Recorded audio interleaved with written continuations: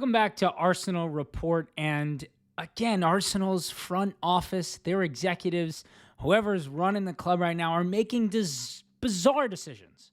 Why? Why would there not be a TIFO allowed for the biggest match at the Emirates, maybe since its inception? The chance to take Arsenal to the Champions League final, the chance to go to PSG in 2 weeks with a multi-goal lead, the chance to get the crowd into it as soon as possible, to put on a display for the world of what it's like to play at the Emirates in a Champions League semifinal, the chance to show future potential transfer targets what we do when our team's in a big match, what it means to the fans and the crowd to get behind this team. Why?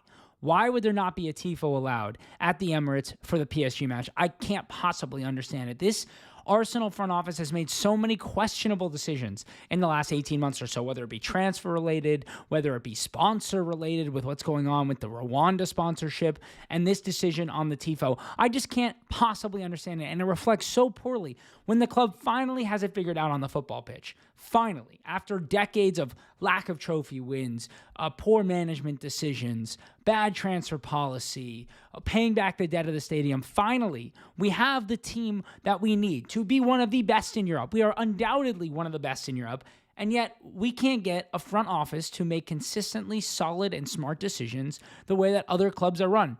Even the likes of Man City, who nobody likes their owners, but they make good decisions. They make fan-friendly decisions. They make club-friendly decisions. Liverpool, obviously incredibly well-run on these types of things. Newcastle, even. Super strong ownership and executive board, but we seemingly cannot get simple things right when we have the opportunity to put on an absolute spectacle and play PSG off the park. And Arteta said it himself.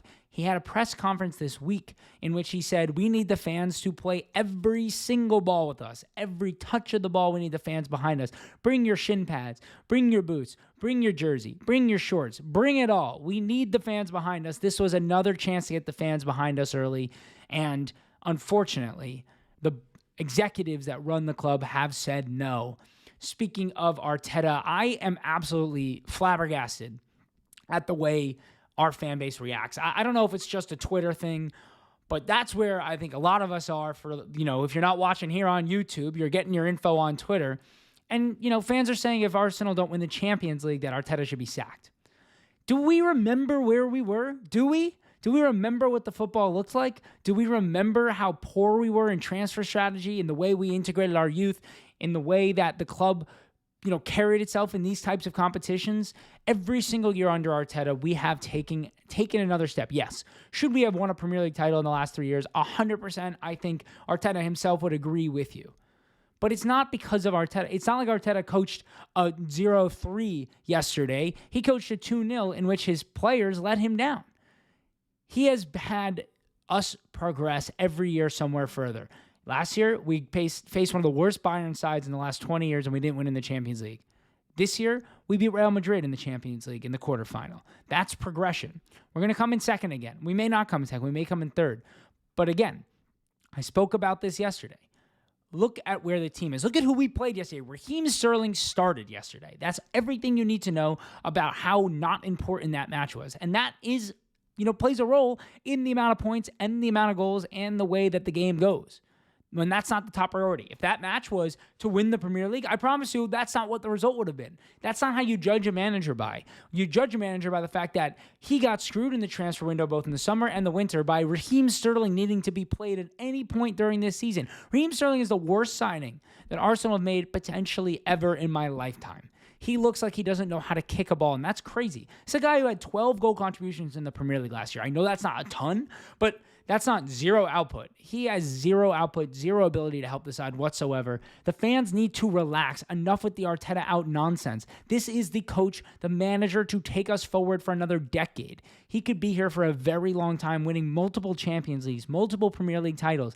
That's the kind of stature that he has and the ability and the effect that he has had on this club. There's no more overreacting like we have seen every time Arsenal don't get a result that people like. It's a sport that this happens. Look at Man City. They're having a bad down year. You don't see anyone talking about Pep. I know Pep's won everything, but you can't react like this. We've been going up against superpowers. Yes, we should have won a Premier League, but things can be two things. onto the transfer window. Dean Huijsen, which this rumor is not going away. It's us, Chelsea, and Liverpool seemingly in for Dean Huijsen. And I think the fact that this can be paid in installments, his £50 million release clause can be paid in installments. It doesn't need to all be up front. This gives Arsenal a real chance at this signing because they're going to have to pay Nico Williams everything up front. They weren't going to do 2 release clauses where everything needs to be paid up front. But the fact that this can be paid in installments over 3 years, I think Arsenal have a real chance at getting Dean Huijsen this summer. I would be surprised if he chose Chelsea.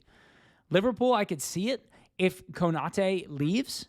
But if Konate stays long-term, and you see the way that Liverpool are playing, Van Dijk is staying long-term, I bet Dean Huijsen backs himself to get into this Arsenal side faster than he does into the Liverpool side. I really do. I think he'd much rather play for Mikel Arteta, the Spanish connection. I think he'd much rather play with David Raya and potentially, who we're going to talk about next, Joan Garcia, a lot of Spanish connection there. I think with Andrea Berta, we have a good opportunity on getting Dean Huijsen, and this would be a massive, massive signing. 3 top 20 center backs, potentially top 20 center backs in the world. I don't know if Dean's there yet, but, after, he's 18 years old, like in 5 years, he could be a top 10. That's how you win consistently in the world, in the Champions League and in the Premier League, when you have 3 players of that caliber for those 2 center back positions.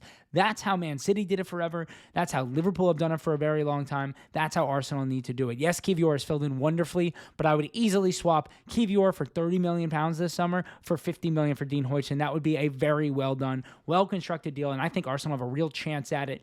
And lastly, with our transfer strategy, Joan Garcia, who has been spoken about a lot since last summer when we nearly paid his release clause to come to the club. He is 23 years old, for those who don't know him. Plays for Espanyol, one of the best young goalkeepers in the world, if you ask any scout, if you ask anybody. One of the best, if not the best, young goalkeeper in the world currently. He's played 32 matches this year, only conceded 41 goals for a very, very bad Espanyol side. Only keeping 7 clean sheets, though. But he's in the 98th percentile in crosses stopped, which is very similar to what we see from David Raya, who is 99th percentile percentage of crosses stopped and 89th percentile in crosses stopped.